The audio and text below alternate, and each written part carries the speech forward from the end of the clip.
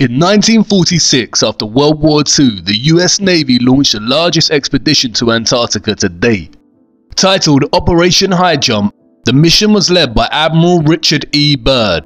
The official narrative of the mission's objectives were to establish a US military and scientific research bases on the continent of Antarctica.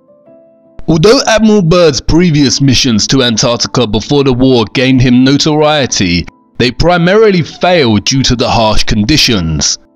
Operation High Jump proved just as treacherous, with some of the crew perishing in blizzards and plane crashes, and resulted in early termination. Operation High Jump included a staggering 13 ships, aircraft escort, aircraft carrier, a submarine, 2 destroyers and a total of 4,700 men with full battle gear in what was officially called an ordinary training exercise and attempt to establish research bases. Speaking about the operation, Byrd said that the most important result of his observations and discoveries is the potential effect that they have in relation to the security of the United States. The fantastic speed with which the world is shrinking, recorded the Admiral, is one of the most important lessons learned during the recent Antarctic exploration. I have to warn my compatriots that the time has ended when we were able to take refuge in our isolation and rely on the certainty that the distances, the oceans and the poles were a guarantee of safety. He also said he didn't want to frighten anyone unduly, but that it was a bitter reality that in the case of a new war, the continental United States would be attacked by flying objects which could fly from pole to pole at incredible speeds. Many have since theorized that the specific security risk relates to the numerous alleged covert operations that took place during the Nazi era, the most memorable being that of New Swabia and the mysterious Base 211 located within Antarctica. These theories suggest that Byrd and his crew were actually searching for these secret Nazi bases that have been rumoured to be impenetrable. There are rumours and speculations that the Nazis had developed a type of aircraft with anti-gravity, specifically the type we now associate with flying saucers, and were able to not only just leave the planet and journey into space, but also launch very powerful attacks on any challengers. Interestingly, in July 1947, just 5 months after Byrd's Operation High Jump was terminated in Antarctica, the infamous Roswell crash happened. The official narrative states that a balloon crashed into a ranch in Roswell, New Mexico, but since the incident, a growing body of theories have arisen that suggest that what actually crashed in Roswell was a UFO. Between 1978 and the early 1990s, documents were obtained via Freedom of Information Act requests which fueled these theories, suggesting a UFO had crashed at Roswell and alien bodies and technology had been recovered by the US military. A plethora of books have been written on the subject. Interestingly, soon after the crash in 1947, the Central Intelligence Agency, the Department of Defense and the National Security Agency were all established. Just as the space race between America and Russia began in 1956, Admiral Byrd returned to Antarctica under Operation Deep Freeze to once again attempt to establish US Antarctic bases. It marked the beginning of a permanent military presence in Antarctica. Speaking about Antarctica, Byrd said, Admiral Byrd, you've been to both the North Pole and the South Pole. Is there any unexplored land left on this Earth that might appeal to adventurous young Americans? Yes, there is. And not up around the North Pole, because it's getting crowded up there now, because they find out it's really usable, not only to live in, but militarily. But strangely enough, there's left in the world today an area as big as the United States that's never been seen by a human being. And that's beyond the pole, on the other side of the South Pole, from Middle America. And I think it's quite astonishing that there should be an area as big as that unexplored. That's a tremendous So challenge. there's a lot of adventure left down at the bottom of the world. Admiral Byrd died in his sleep of a heart ailment a year later in 1957. He was an active Freemason. A year later, in 1958, NASA was established, And then soon after, in 1959, the Antarctica Treaty was signed by the UN, prohibiting access and ownership. I do not dispute that the Nazis created advanced technological flying crafts, and I do not dispute that many of them could have potentially fled to deep Antarctic bases. What many are not taught in history lessons at school is that many Nazis actually fled to America after the war. Remember, all wars are carefully choreographed by the satanic Illuminati elite. They are illusions cast upon the people using a system of us versus them, when in reality the us is funding the them, and vice versa.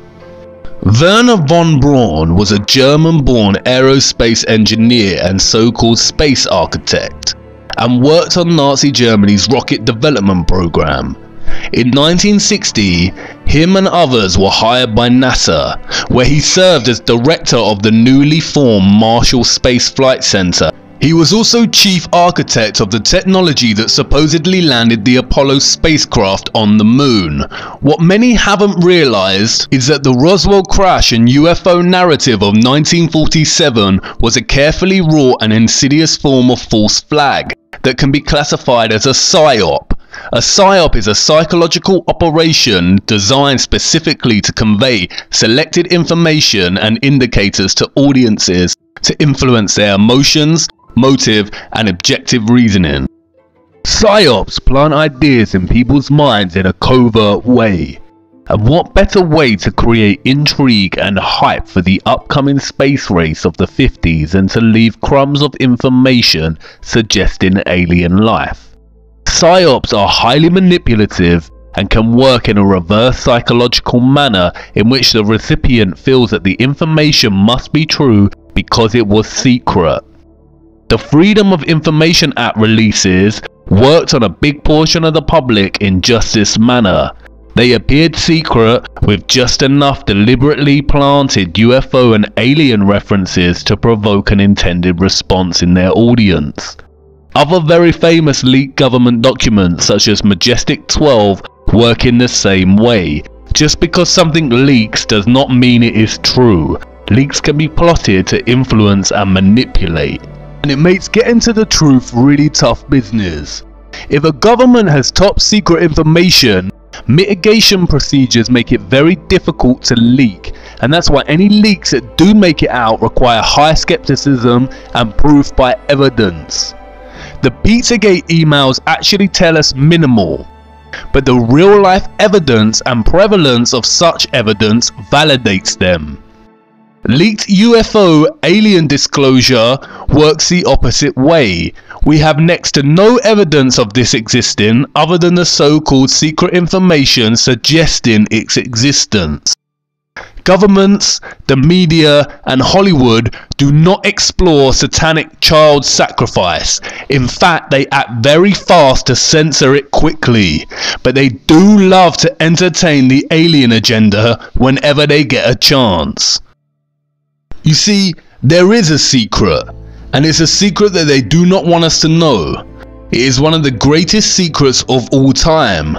And Roswell, Nazi UFOs, NASA, the space race, and the moon landings were all carefully designed to cover it up. You see, as the space race was heavily underway, there was another military operation taking place. Before we turn our attention to the specifics of this operation, it is necessary to take a look at another US Navy leader, James Van Allen. During the same time period between 1946 and 1954 that Admiral Byrd was exploring the North and South Poles, so was Van Allen. The satanic scientist Kabbalah priests tell us that he was conducting experiments to discover more about the Earth's magnetism, or magnetosphere. Van Allen had developed this bizarre invention called a rockoon, a balloon rocket combination that lifted missile rockets on balloons high above the Earth's atmosphere before firing them even higher. And he was conducting these experiments at the Arctic and Antarctic regions. What he discovered was, of course, named the Van Allen belts.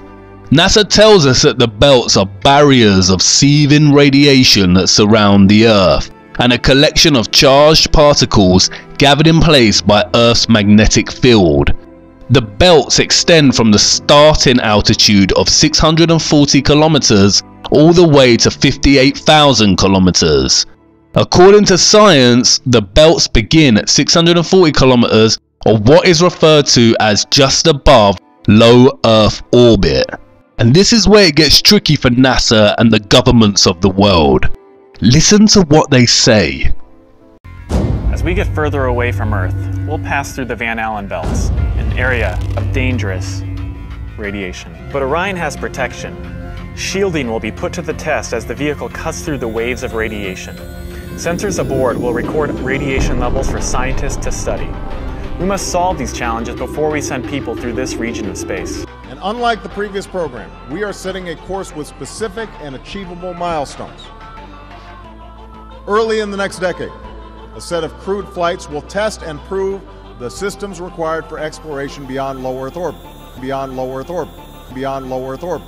The kinds of technologies that we're testing out on Space Station are definitely helping us with our goals of going beyond low Earth orbit. So we have a really robust exploration program at NASA. The plan that NASA has is to build a rocket called SLS, which is a heavy lift rocket. It's something that is much bigger than what we have today, and it will be able to launch the Orion capsule with humans on board, as well as landers or other components to destinations beyond Earth orbit. Right now, we only can fly in Earth orbit. That's the farthest that we can go. And this new system that we're building is going to allow us to go beyond and hopefully take humans into the solar system to explore. So the moon, Mars, asteroids, there's a lot of destinations that we could go to, and we're building these building block components in order to allow us to do that eventually.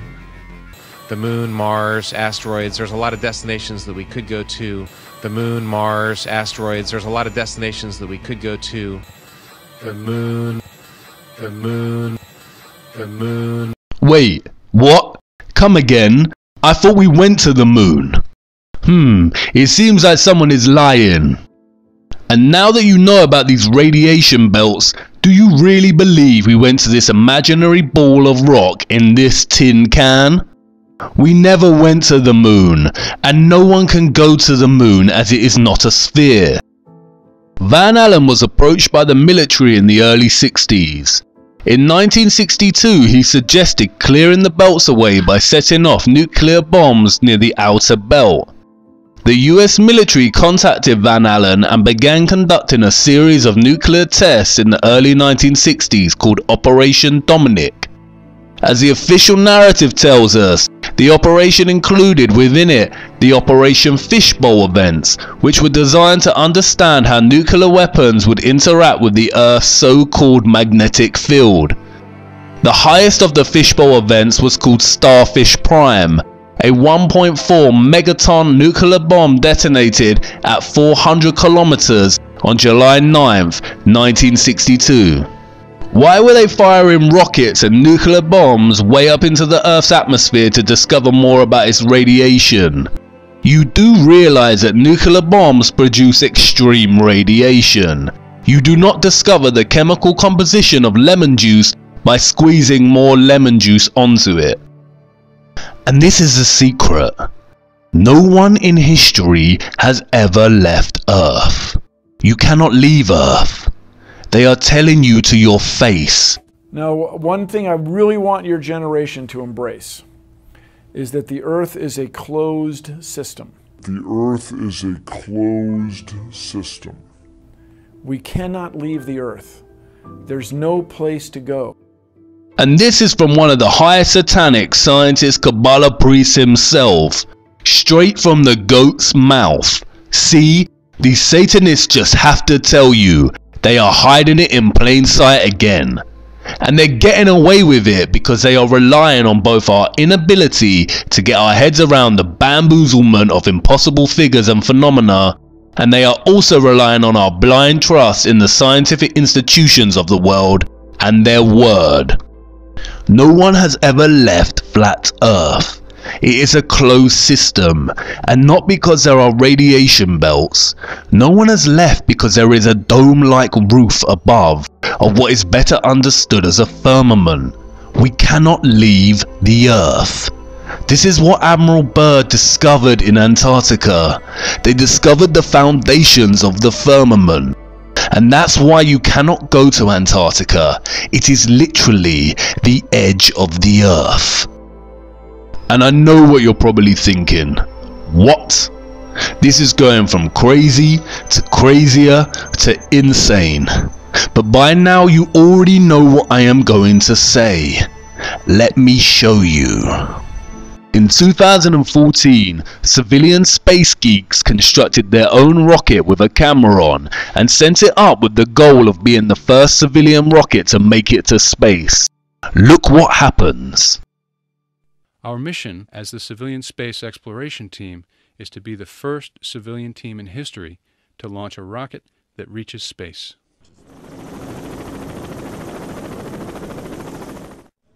All systems are go for launch. T-minus 10 seconds. 9, 8, 7, 6, 5, 4, 3, 2, 1.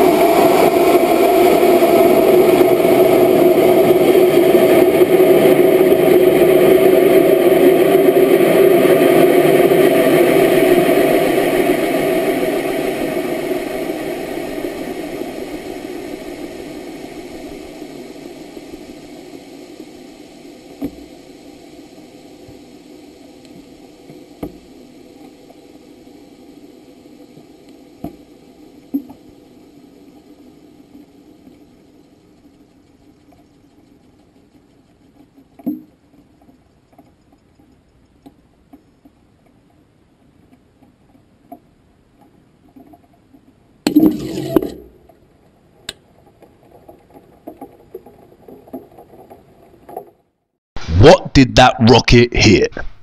If there was a high amount of intense radiation up there, it would have scorched that mini rocket to pieces. There is no radiation above us, covering a globular spinning planet ball. It is a flat, stationary plane with a firmament above.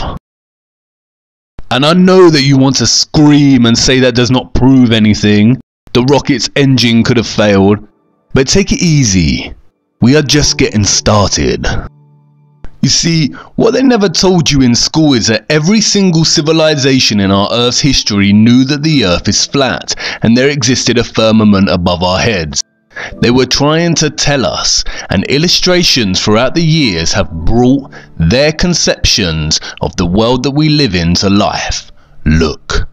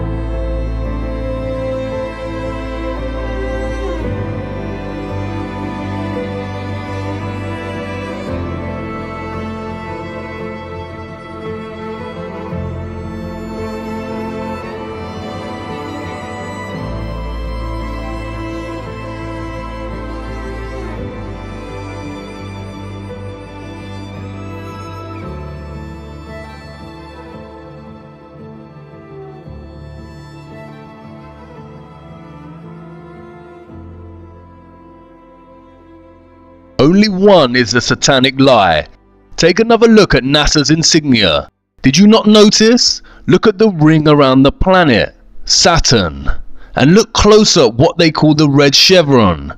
Don't you think it looks like a split tongue? The tongue of the serpent? It almost resembles the letter T, which would give the organization's name an interesting anagram. But just a coincidence, I'm sure. And why does every single rocket that NASA supposedly sends up to space take the exact same path? Look, they aren't sending rockets into space. They reach a certain altitude and begin bending until traveling horizontally and landed in the ocean somewhere. They cannot go up and leave Earth's atmosphere and journey into space because there is no space. There is a firmament above. And they have been hiding it in plain sight the whole time. Look closer at the Masonic drawings. Can you see it? The 4 pillars, or the 4 corners of the earth, the sun and moon the same size and both within an arched dome or firmament. And of course satanic pedo Hollywood has already told us while laughing behind our backs, look.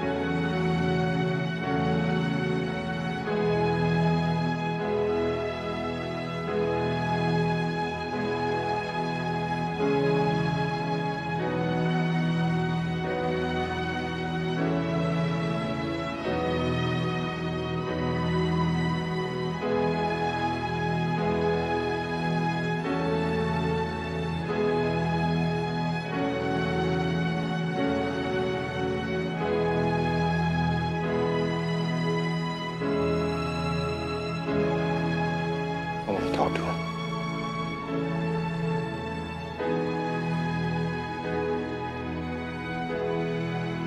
And the more they brainwash us with movies about space, fake rocket launches and bamboozlement science, we are forgetting more and more that our ancient historical texts reference the firmament. The Book of Enoch, a non-canonical biblical text that was discovered as part of the Dead Sea Scrolls, reads, "And I saw the cornerstone of the earth, and I saw the 4 winds which support the earth, and the sky, and I saw the winds which turn the sky and cause the disk of the sun and all the stars to set. And I saw the winds of the earth which support the clouds, and I saw the paths of the angels. I saw at the end of the earth the firmament of heaven above." The Quran references it. "With power and skill did we construct the firmament." The Book of Job, which is older than the Torah itself, references this very firmament. "Hast thou with him spread out the sky, which is strong as a molten looking glass?" What does that mean? A molten looking glass? I guess I'm up against the highest, hardest stained glass ceiling. So I guess I'm up against the highest, hardest stained glass ceiling.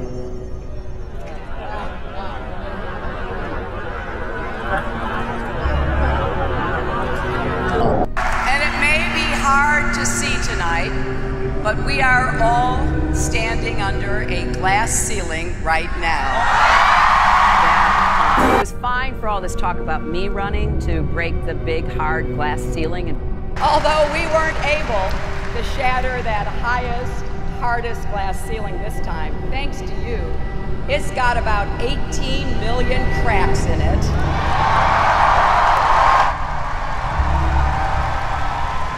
And the light is shining through like never before. There's a mystery. Scattered around in the sand are thousands of chunks of strange yellow-green glass.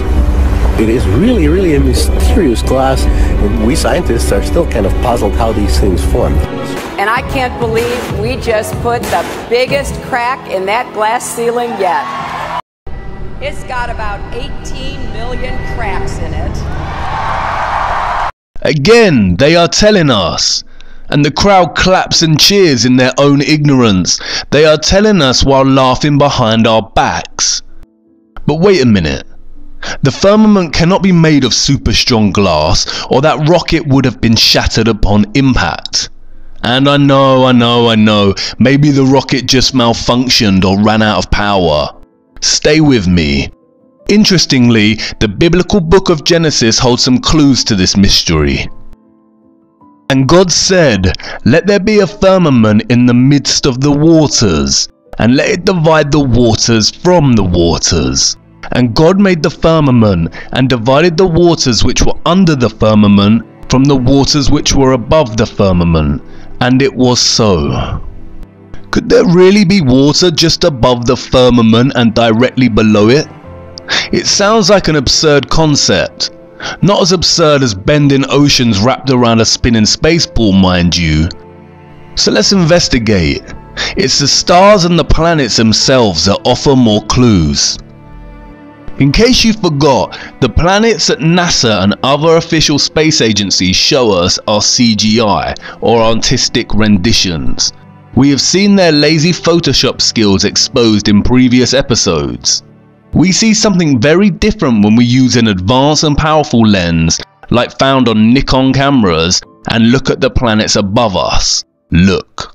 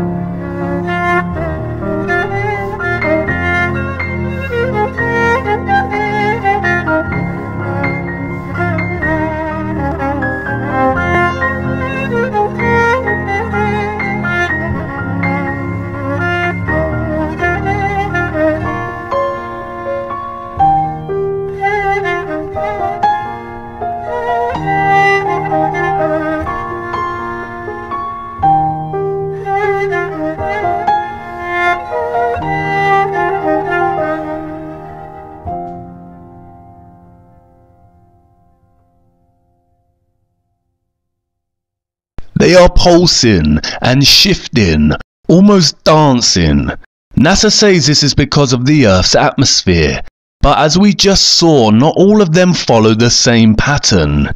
Each planet here radiates its own specific patterns and light movements. You see, what we call the planets are actually stars like the rest of the stars we see at night. And the sun is a sun, not a star. This is a star, and this is a sun.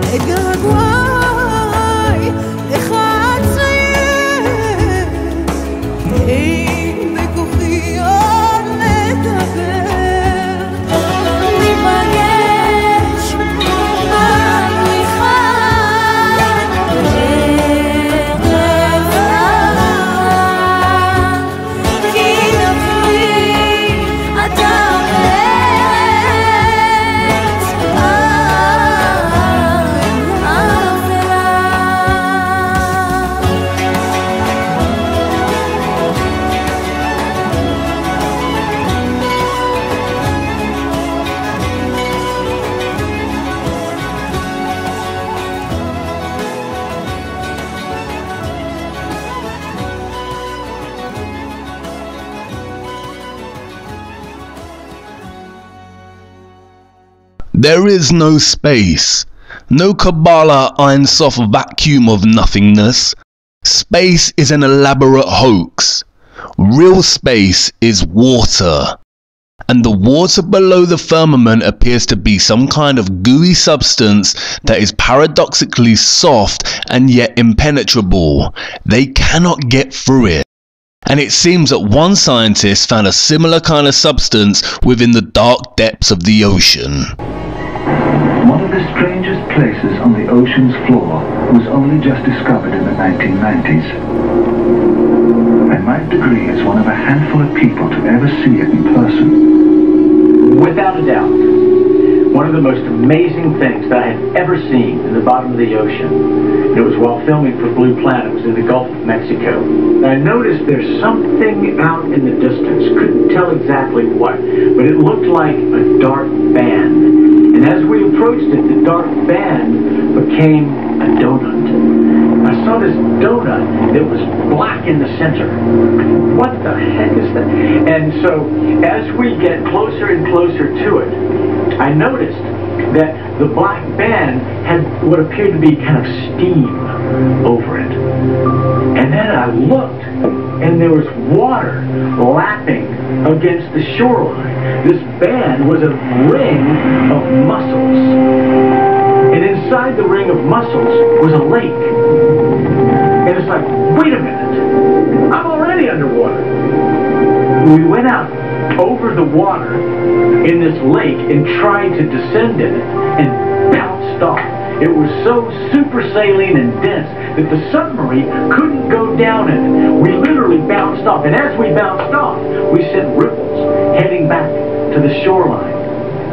It was insane. I've never... NASA tells us that our globe is spinning at 1,000 miles per hour on its axes and 67,000 miles per hour around the sun, which is then traveling at 570,000 miles per hour within our galaxy. If this was truly the case, then we would not see the same constellations in the same places in the night sky. The night sky would be completely random and perpetually changing. But it isn't.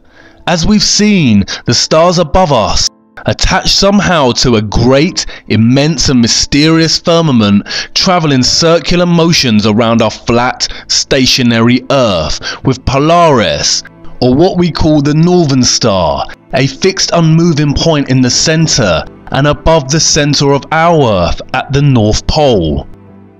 We've been told that comets are huge ice particles that, when passing within the distance of our Sun, begin to melt, which causes them to release gas and create a trail and tail.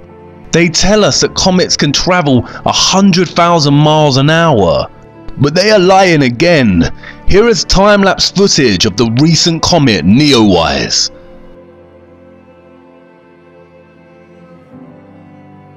As you can see, the comet is not actually moving in its own path. It is fixed in its area on the firmament and moving in conjunction with the rest of the stars. There is no travelling comet journeying at 100,000 miles per hour. But look closer. Can you not see it?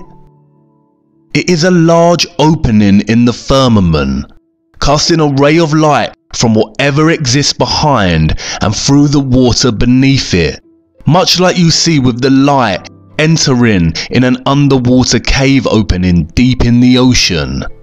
There's a very simple experiment that you can do in the comfort of your own home to prove the existence of the firmament or earthly dome. Create a rainbow. National Geographic tells us that a rainbow is a multicolored arc made by light striking water droplets. The most familiar type rainbow is produced when sunlight strikes raindrops in front of a viewer at a precise angle.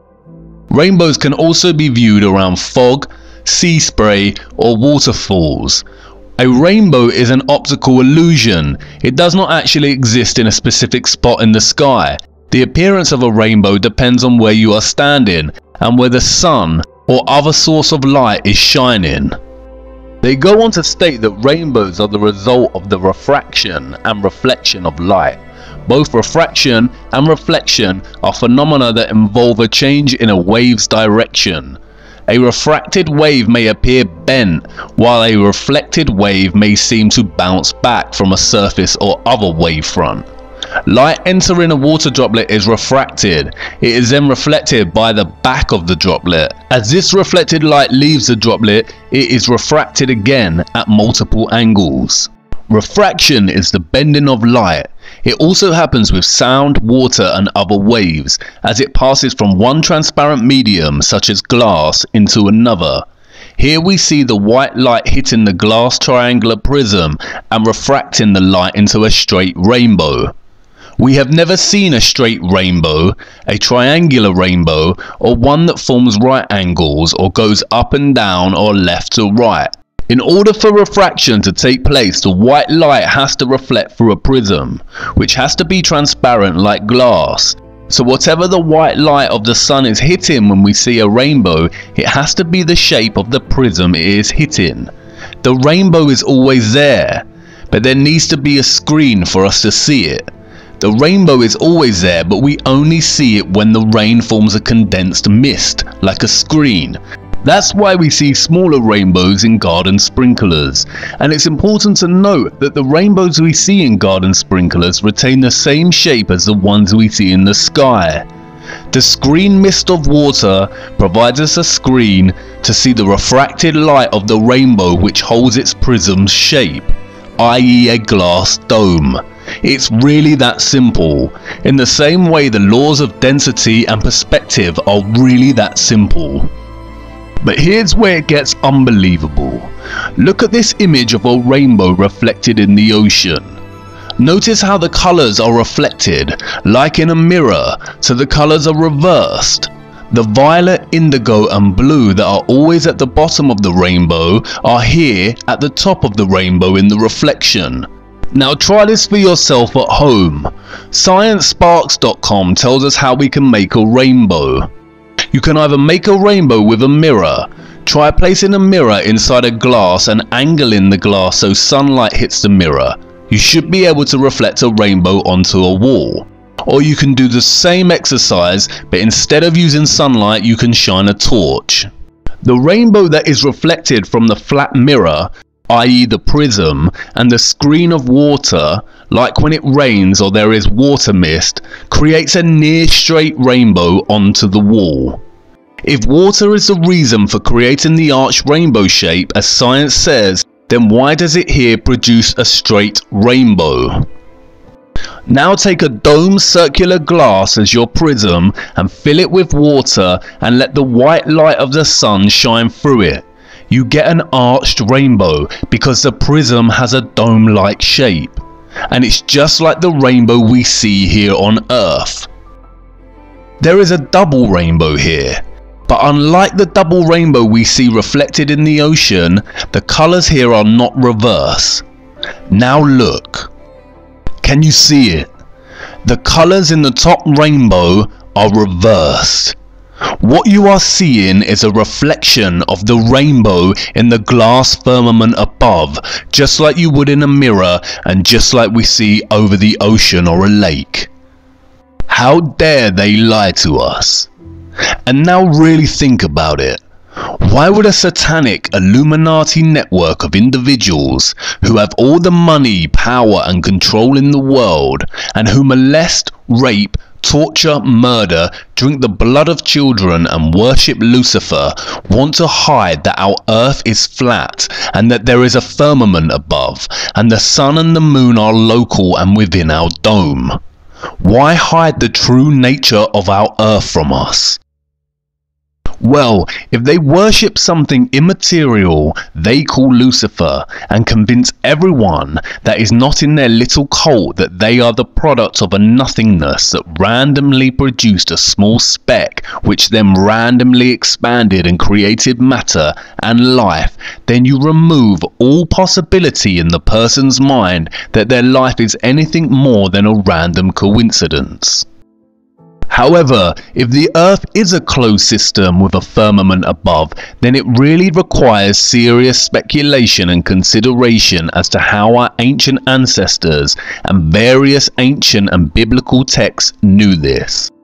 The The Illuminati cabal do not want us to seriously consider the notion of creation, purpose for human existence, the existence of good and evil as real energetic entities rather than archaic words to describe something that their fraudulent sciences call the spectrum of mental health.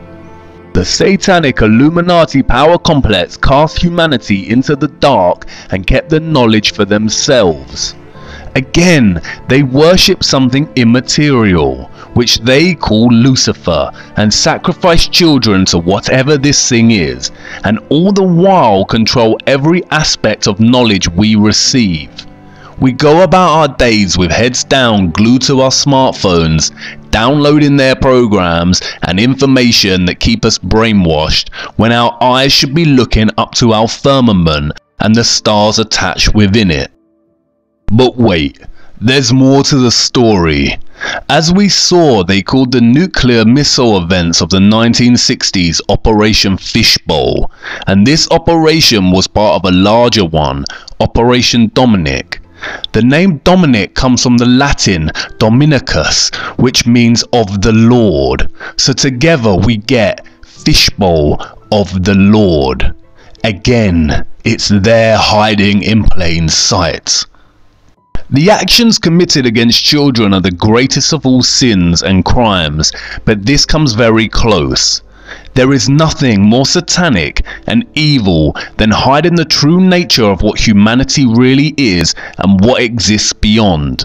Could there be a God? I don't know. The biblical texts, which hold many truths and clues, have been tampered with by the satanic body of elites. The Bible used to contain over 80 books, but some were removed and hidden. It now contains 66 books. 66. That number again. Something I did not want to show you until this point in the series are the true mathematical calculations of the Masonic science of the heliocentric Earth. We are told it spins on an axis of 23.4 degrees. If a straight angle is 90 degrees and we subtract the 23.4 degrees of the Earth's tilt, what number are we left with? 66.6. I have told you that the Earth orbits the Sun at 67,000 miles per hour, but you see I rounded up.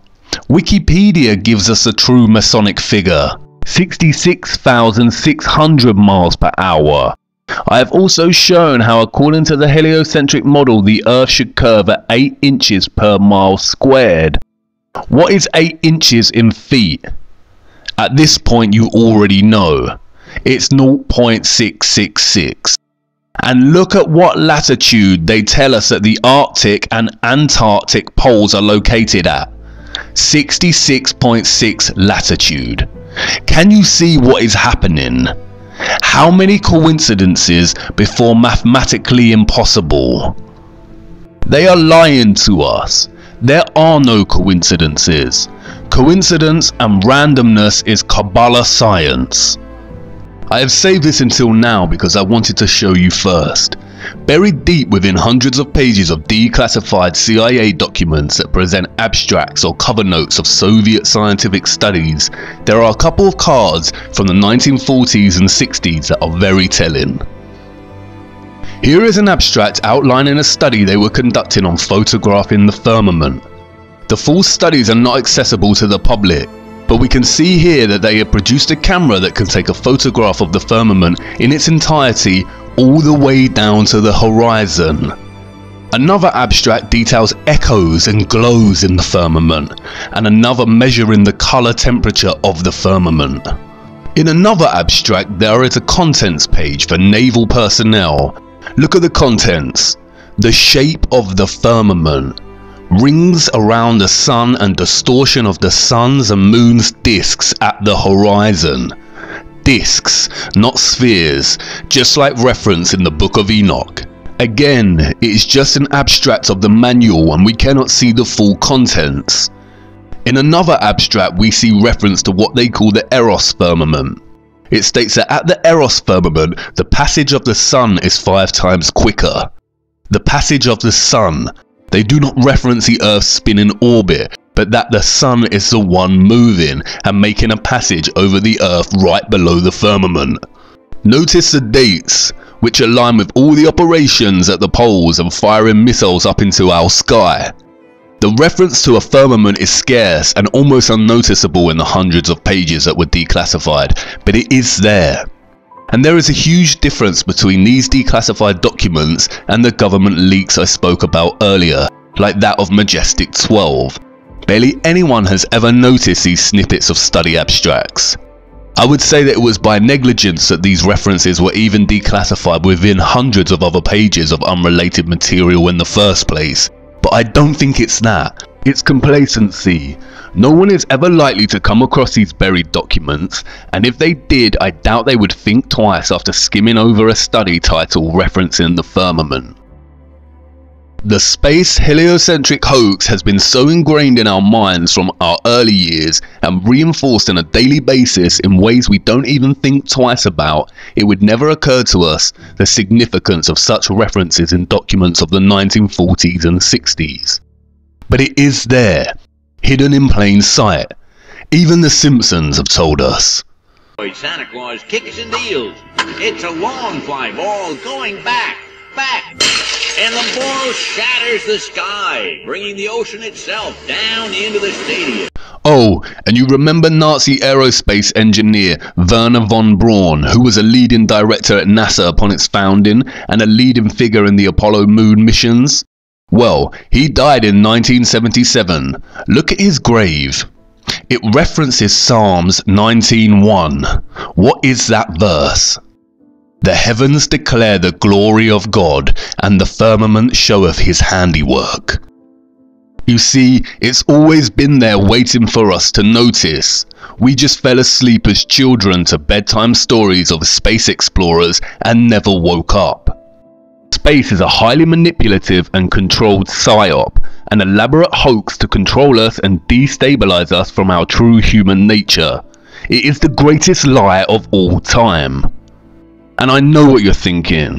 If space is fake, does this eradicate the possibility of alien life? I can almost feel the disappointment in you, just like all those years ago when you discovered Santa was not real.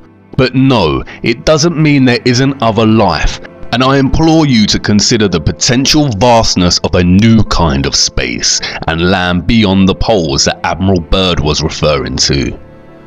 Again, it's been right in your face the whole time. ETs, extraterrestrial, aka extraterritory.